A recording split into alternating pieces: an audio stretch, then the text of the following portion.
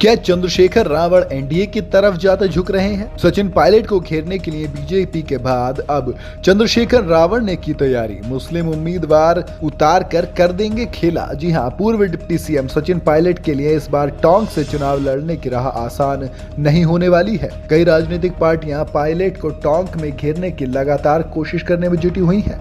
एक तरफ बीजेपी ने पायलट को घेरने के लिए दिल्ली से सांसद रमेश बिदूड़ी को टोंक का प्रभारी बनाया, वहीं गुर्जर नेता विजय बैंसला को देवली उनियार से टिकट दिया। अब आजाद समाज पार्टी ने भी अपना उम्मीदवार घोषित कर दिया। ऐसे में कई पार्टियां आने वाले चुनावों में पायलट के अल्पसंख्यक और एसटी/एससी के वोटर्स पर सेंध लगाने की तैयारी कर रही है, जो आने वाले चुनाव में पायलट के लिए बड़ी मुसीबत खड़ी कर सकते हैं। बीजेपी समेत कई राजनीतिक पार्टियां पायलट के गढ़ टोंक विधानसभा पर अपनी नजरें गड़ाए बैठे हुए हैं। ये सीट अल्पसंख्यक मुस्लिम बहुल्य सीट है। इसके अलावा गुर्जर समाज के भी अच्छे खासे वोटर्स इस सीट पर हैं। इसलिए टोंक से बीजेपी भी पायलट को लगातार घेरने में जुटी हुई है। असदुद्दीन ओवैसी ने भी बीते दिनों टोंक से अपना उम्मीदवार उतारने की बात कही थी। वहीं अब चंद्रशेखर रावण की आजाद समाज पार्टी ने भी पायलट के सामने शोएब खान को अपना उम्मीदवार बनाया है। ऐसे में मुस्लिम वोटर्स कहीं ना कहीं बट सकते हैं। यही तैयारी रावण की लग रही है। इसको लेकर अब यही कह सकते हैं कि दूसरी पार्टियों की पायलट के मुस्लिम वोटर्स पर सेंध लगाकर उनको घेरने की तैयारी है। टोंक विधानसभा में मुस्लिम समाज के करीब 60,000 वोटर्स हैं।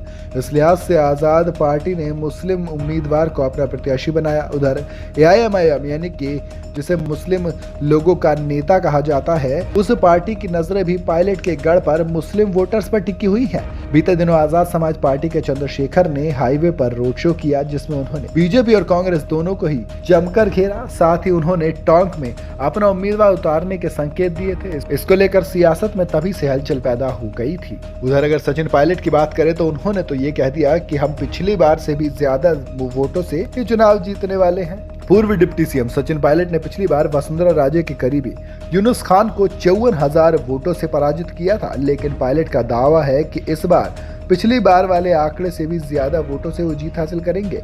उन्होंने कई बार टोंक में हुई अपनी सभाओं के दौरान दम ठोक कर ये दावा किया है कि हालांकि टोंक विधानसभा से बीजेपी और कांग्रेस दोनों ही दलों से उम्मीदवारों की घोषणा नहीं हुई है, फिर भी सियासत में कांग्रेस की ओर से सचिन पायलट को उम्मीदवार माना जा रहा है। उधर बीजेपी की ओर से टोंक विधानसभा सीट को लेकर उम्मीदवारों के नाम को लेकर अभी भी असमंजस बना हुआ है। ऐसे में बीजेपी की ओर से उम्मीदवारों की घोषणा के बाद ही टोंक विधानसभा के समीकरणों के बारे में कुछ डिटेल में कहा जा सकेगा। हालांकि उससे पहले एक बात तो तय है कि कहीं ना कहीं शोएब खान के आने से या बीजेपी एक बार फिर से मुस्लिम वोटर को उतारेगी तो सचिन पायलट के वोटों में सेंध लगनी तय मानी जा रही है।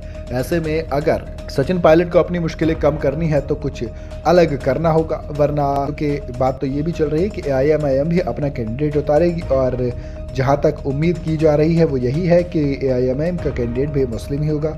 वो जो 60,000 के वोटर्स हैं उस पर फिलहाल सबकी निगाहें नजर टिकाए हुए हैं सारी पार्टियां। वहीं अगर सचिन पायलट की बात करें तो सचिन पायलट इसके साथ साथ गुर्जर वोट को भी अपनी तरफ लाने की कोशिश करेंगे, क्योंकि वो खुद समाज से आते हैं। तो सचिन पायलट समीकरण बिठाने की कोशिश करेंगे गुर्जर, मुस्लिम और SC/ST वोट्स का। लेकिन बीजेपी किस हिसाब से उनको टक्कर देगी और क्या वाकई में रावण और एआईएमआईएम के कैंडिडेट से सचिन पायलट को फर्क पड़ेगा, मुझे कमेंट में जरूर बताइए।